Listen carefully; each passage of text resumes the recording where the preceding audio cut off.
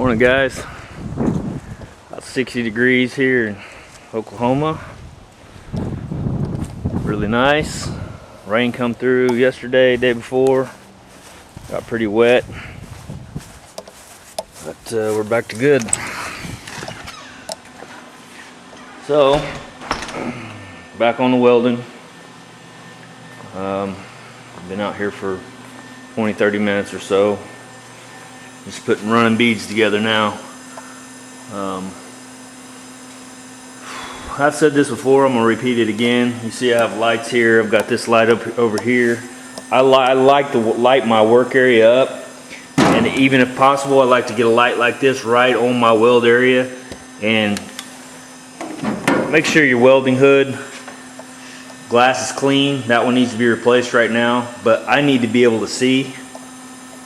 Same with these. I use the magnifier glasses. I know they make those for the helmets. But if you want a good weld that penetrates nice, you have to be able to see what you're doing. Unless you've been doing it your whole life and you can weld blindfolded, which some people can. If you're like me, you have to be able to see what you're doing. If you want nice welds, you have to practice. I'm not saying those are nice. I'm just saying those are pretty good welds. They're going to hold nice. They're not stacked like dimes or anything like that, but they are going to hold up. Most of those are just tacks. You can see I've run a couple of passes, little bead passes there.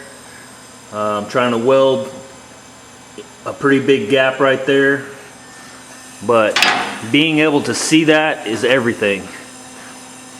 So that'd be my tip of the day, is make sure you have plenty of light and that you can see exactly what you're doing. You can see where your puddle is, where your puddle's going, because otherwise, man, you're just gonna have a mess. And as minimal heat as you can. I run four tacks together. That's about it. I mean, 4 tacks, then I'll come over to here. 4 tacks, then I'll come over to here. 4 tacks, then I'll come over to here. Then I'll come down here. You let that other stuff cool, because if you don't, you're going to blow through. You're going to have holes all in your welds. It's going to be a pain in the ass. You're making metal thin. Just on and on. So, just basic tip from me to you. A lot of you guys already know this. But for the guys that are starting out, just doing some welds, important you get your settings on your machine right. Make sure your polarity on your machine is right. I had that problem. You can have this backwards, and if you do that, you're screwed. You'll never have a good weld. Right inside these machines here, these little guys right there can be switched. You need to make sure those are on the right ones. These come from the factory switched. I didn't realize that when I first got this machine, because most people that are just starting out don't have a bottle of gas. If you're welding without gas, they switch the polarity on those. So make sure that that is right, because man, I thought I was the worst welder in the world. I thought I'm never going to get a hang of this. Finally, I realized that that was backwards. I wonder, matter of fact, I wonder how many people have taken their machines back saying this is the biggest piece of shit I've ever seen, just because that was backwards. Anyway, get your machine set up right. Work this stuff on some scrap metal and practice. Like I said, that's not, it's just MIG welding. That's not a TIG weld. TIG welds you can make beautiful and stack them up nice and the whole deal. MIG welds, I mean, lots of practice you can make them pretty, but mostly pretty much not. It's going to look like that. But it does what it's supposed to do. It's going to hold. I guarantee you, if I can show from the inside of that, those have penetrated real nice. Let's see if we can see the inside of that real quick.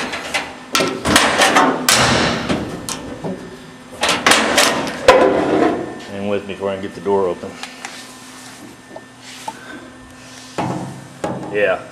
Now you see all those little beads all the way up through there. That's all penetration coming through. Okay? So you know you've got good penetration with those welds. Anyway, that's what I'm doing today.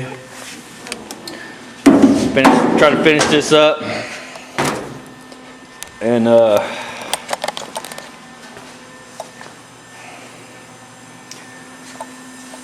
I'll probably, I don't know, I'm thinking about stripping that firewall down in epoxy priming that deal, but now I'm thinking no, because that's, I don't know, that's gonna be a lot of work to get all that epoxy or all that brown primer off there. So I might just epoxy prime that to keep it from rusting for now, until I get to the point where I'm ready to work on the firewall and pull this whole front end off. My goal on this was to get this on there till I can put the other fender back on and get these gaps taken care of. Okay, then I can blow this whole front end apart and start that process. But I may mix up just enough epoxy to shoot over that to make it to where it's not going to start trying to surface rust on me. But yeah, that's it. Tip of the day. Hope that helps somebody. And that's about it. So once I get some more progress, start grinding this down, I'll bring you back, show you what I got. And we'll fiberglass over those welds, get it sealed up, and make that nice and pretty. Hopefully make it look like it's supposed to be there.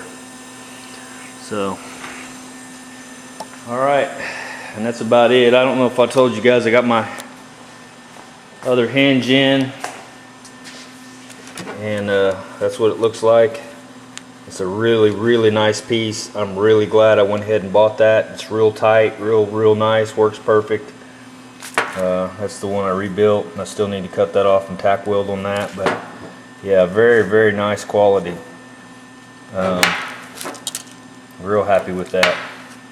So I may try to get that on today too. Not sure. I weld that, go around those, and then I'll take a break, let it cool back down, then I'll come back to it. But yeah, jumping around, skipping around, that's the way you want to do that. Some guys, you know, blow it with air. I've got my air chuck down there. I have done some of that. Some guys don't. It's probably like everything else, Bondo over epoxy or under epoxy or on metal, or you know, on blah blah. The debate goes on, but you got your different schools of thought on that. You know, heat warps metal, but cooling the heat too fast also is going to draw it in more than, you know, than it was, so that could warp the metal. So there's probably a fine balance there.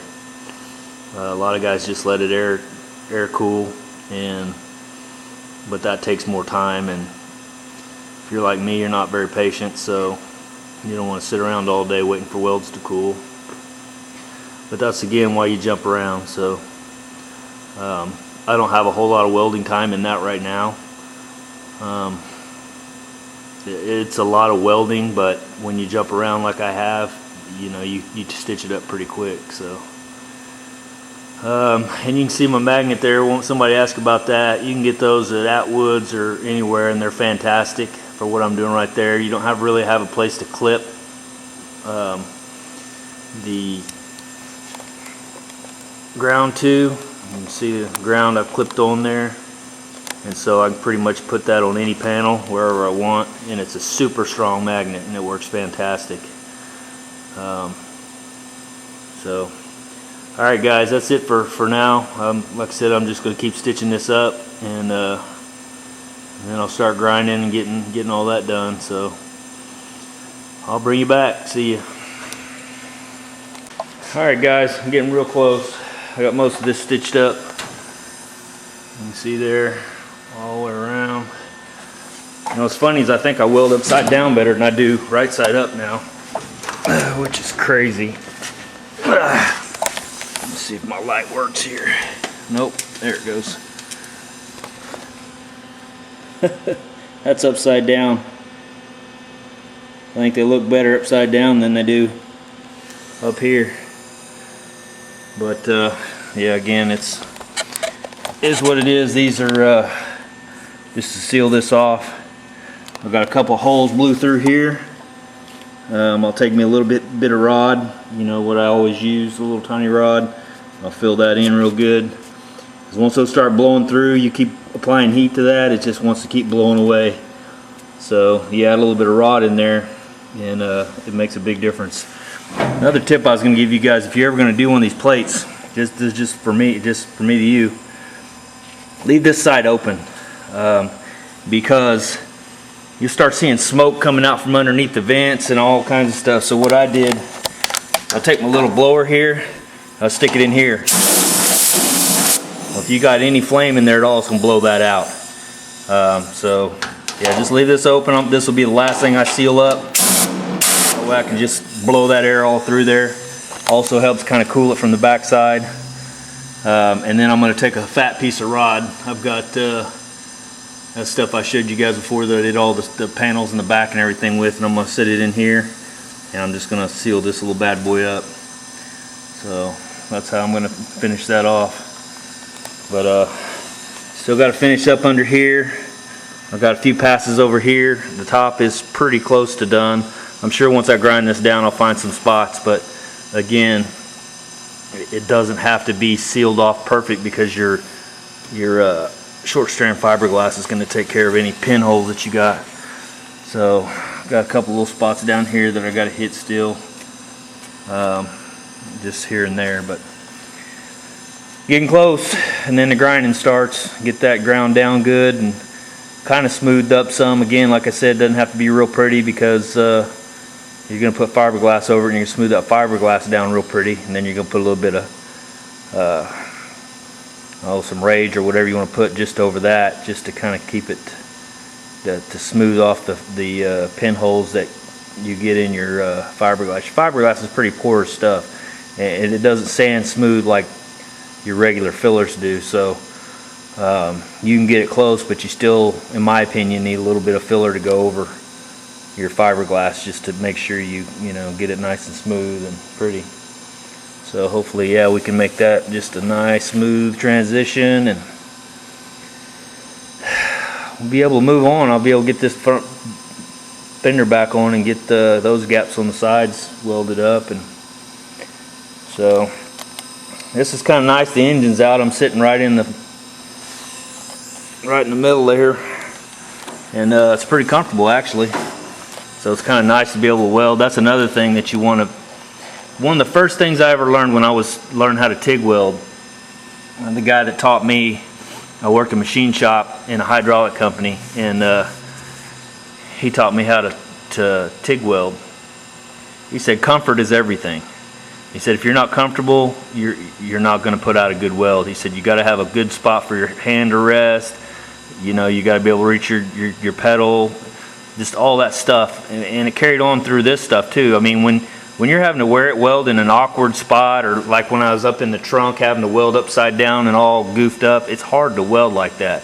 But if you can get it, clean your area up good, where you can have a nice spot where you can sit down and basically relax and just take your time, and man, it makes such a big difference. At least to me it does. And again, this is all my opinion. That's all it is. So I've got a mess.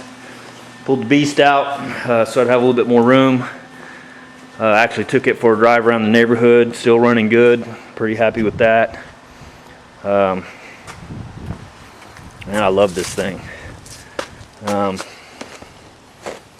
It really does drive pretty good.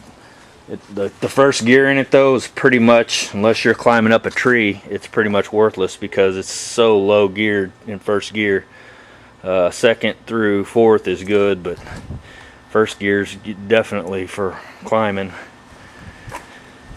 But what else? That's probably about it for now. I'm gonna go ahead and, looks like it's about 1:10. I'm gonna go ahead and seal this up, and I'm gonna start grinding it. I just want to show it to you guys before I started grinding on it. That way you can kind of see, you know, what's going on. I've got a few little pinholes I can see right there, but I have to come back and fill them in when I get it ground down. That's when you're really gonna start seeing where you got your little holes and stuff. But again, it's not even really necessary. I think Wendell, he didn't weld his solid. And again, that's fine. That thing is never coming off there, and you're gonna fiberglass over that, so you're sealing it. So I know I'm repeating myself, but that's it. I'll talk to you guys in a little bit. Hey guys, a little update on the compressor and the condenser. What we got there, 200 degrees to the tank, 63. Tell me that shit ain't awesome. So you guys have any doubts about that condenser not cooling that air, and you can see that thing is full of water.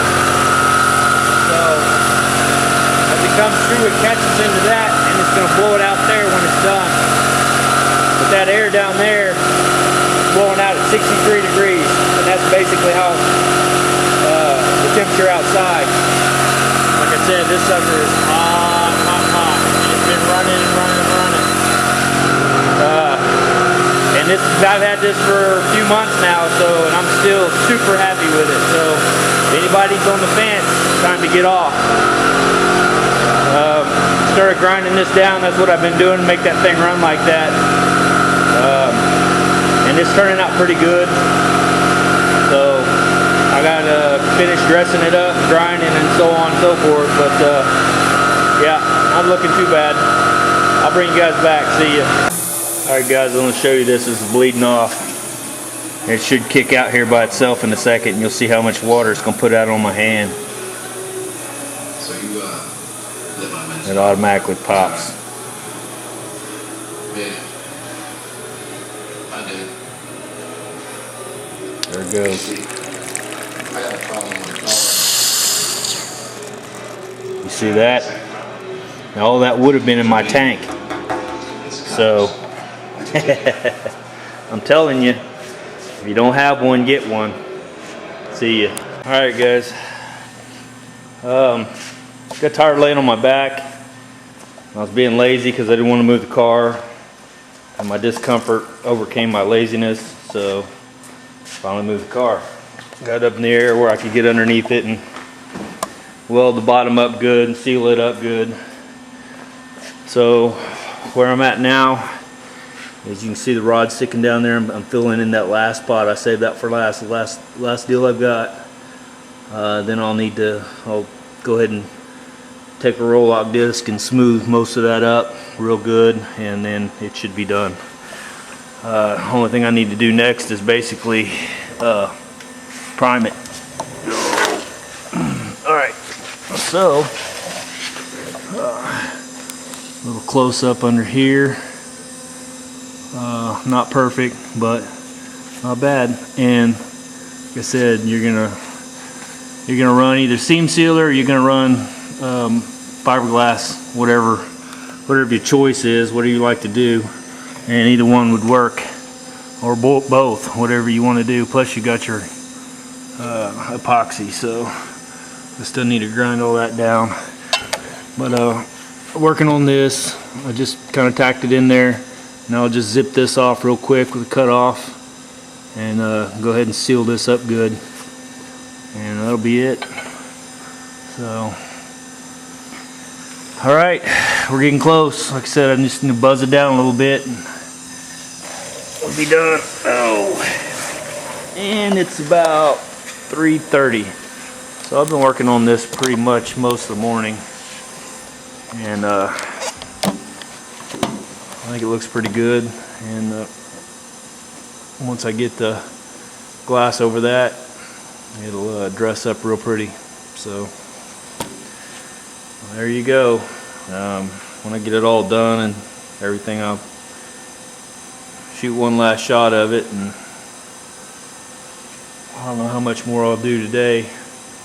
I may go ahead and try to put the fender back on, I may not, just depends. But Alright guys, I'll holler at you in a little bit. Alright guys, I've had enough for today. A little bit of fiberglass on there. Just kind of roughed it down a little bit. Nothing major. But yeah, pretty much done. What I'm gonna do next, I'll take a piece of paper, they got this little 1/4" dowel rod, it'll fit in there just perfect.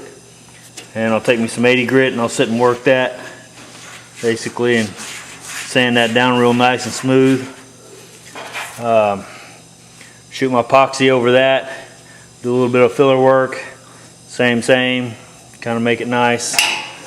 That's it's 1/4" filler dowel, just had laying around, but that's it.